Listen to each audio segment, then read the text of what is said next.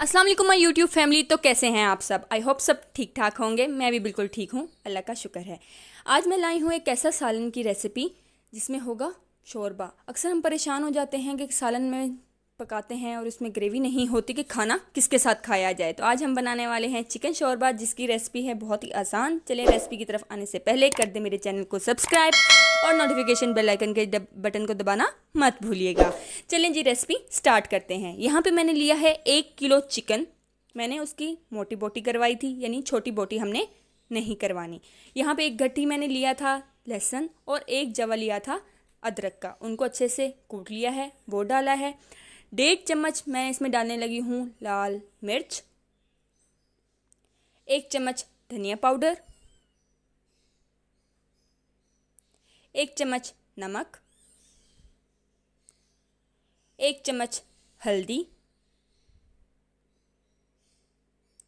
और 7 से 8 क्यूब्स लिए मैंने टमाटर के। मेरे पास टमाटर नहीं पड़े थे, मैं फ्रीज़ करके रख लेती हूँ ताकि इमरजेंसी में जब भी खाना बनाना पड़े तो मेरे पास मौजूद हों। यहाँ पे मैंने आधा गिलास पानी डाल दिया है और इसे चूल्हे पे चढ़ा दिया है। मुर्गी अपना पानी भी छोड़ती है, इस वजह से मैंने उसके अंदर आधा गिलास ही डाला है। और इसको अब हम 15 से 20 मिनट के लिए धीमी आंच के पे छोड़ देंगे। यहाँ पे मैंने डाला है नेशनल का तंदूरी मसाला, जिससे टेस्ट बहुत ही लाजवाब आता है। अब हम इसको 15 मिनट के लिए छोड़ देंगे। सॉरी, चिकन टिक्का मसाला मैंने डाला है नेशनल का। 15 मिनट के बाद ये देखें मुर्गी ने अपना पानी भी छोड़ा है और जो हमने टमाटर डाले थे वो भी पानी हो चुके हैं। अब इसी पानी के अंदर मुर्गी जो है वो गल चुकी है। अच्छे से हमने इसके अंदर चम्मच हिलाना है।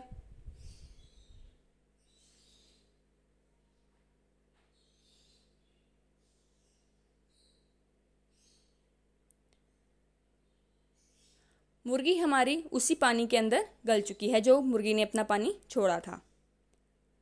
अब हम इसके अंदर डालेंगे ऑयल। 2 बड़े चमचे मैंने इसके अंदर ऑयल के डाल दिए हैं और अब हम अच्छे से इसको भून लेंगे ताकि मुर्गी में से स्मेल ना आए।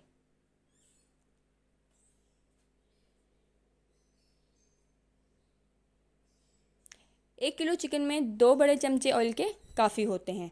अब इसको हम अच्छे से भुनाई कर लेंगे। भुनाई करते हुए सब्ज़ मिर्चें भी डाल दी हैं।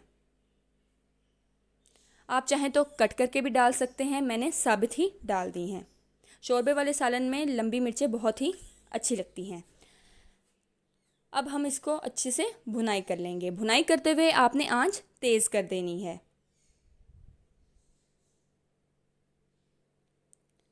यहाँ पे मैं डाल रही हूँ 1 चम्मच साबित काला ज़ीरा। आप इसे पीस के भी डाल सकते हैं, इससे जायका बहुत ही लाजवाब आता है। अब हम इसकी अच्छे से भुनाई कर लेंगे ताकि चिकन में से स्मेल ना आए। जैसे ही इसका ऑयल ऊपर आ जाए इसका मतलब चिकन की अच्छे से भुनाई हो गई है। अब हमने इसके अंदर डालनी है दही। आधा पाव मैंने इसके अंदर दही डाली है और दही डालते हुए आपने एक चीज़ का ध्यान रखना है कि आंच बिल्कुल दम वाली कर देनी है। दम वाली आंच पे हमने कोई भी सफ़ेद चीज़ डालते हुए आंच हमने दम वाली कर देनी है। दम वाली आंच पे हम दही का कच्चापन ख़त्म करेंगे।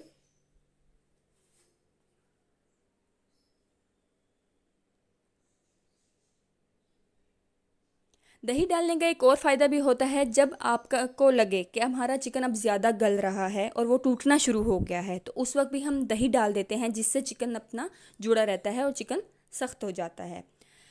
अब इसका हम पानी खुश्क कर लेंगे। दही ने जो अपना पानी छोड़ा है वो हम खुश्क कर लेंगे। इस वक्त हमने आंच तेज़ कर देनी है। फुल आंच पे हम दही का पानी खुश्क कर लेंगे। जैसे ही दही का पानी खुश्क हुआ है, अब मैंने इसके अंदर 1 गिलास पानी डाल दिया है क्योंकि मैंने इसका शोरबा बनाना है। अब आपने 5 से 10 मिनट के लिए धीमी आंच पे शोरबे को अच्छे से पकने देना है ताकि शोरबा हमारा कच्चा ना रहे। यहाँ पे मेरा शोरबा अच्छे से पक चुका है। अब हम इसको गार्निश कर लेंगे। जैसे ही आपका शोरबा पक जाए और सालन के नीचे बंद करने लगे, उससे पहले इसके अंदर हमने गरम मसाला डाल देना है। मैंने यहाँ पे 1 चुटकी गरम मसाला डाला है और इसको गार्निश कर लिया है सब्ज़ मिर्च और धनिया से। आपको जो पसंद है आप उससे गार्निश कर सकते हैं। यहाँ पे मेरा सालन हो चुका है तैयार। अगर इसी के साथ अगर आपको मेरी वीडियो पसंद आई है तो मेरे चैनल को कर दें सब्सक्राइब, और ये रेसिपी ट्राई करने के बाद मुझे कमेंट में ज़रूर बताइएगा आपको ये रेसिपी कैसी लगी। ये देखें, चिकन बहुत ही हमारा जूसी और टेंडर बना है। इसी के साथ मिलते हैं अगली वीडियो में। तब तक के लिए अल्लाह हाफिज़ और अपना बहुत सारा ख्याल रखिएगा।